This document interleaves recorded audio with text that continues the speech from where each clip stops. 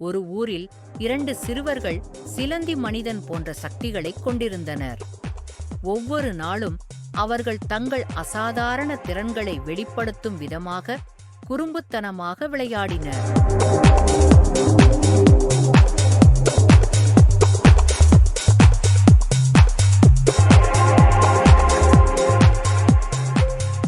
ஒரு நாள் அவர்கள் காற்றில் குதித்துக்கொண்டு மர்மமான காட்டை நோக்கிச் சென்றனர். அங்கே அசுரன் போன்ற உயிரினங்களை எதிர்கொண்டனர். அவைகள் துரத்தத் தொடங்கின. சிறுவர்கள் வேகமாக ஓடி அந்த பயங்கரமான உயிரினங்களிடமிருந்து தப்பினர்.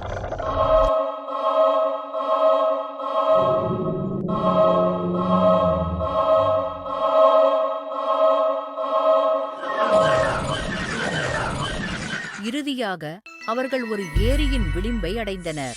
அங்கு அவர்கள் அமைதியையும் புத்துணர்ச்சியையும் கண்டனர்.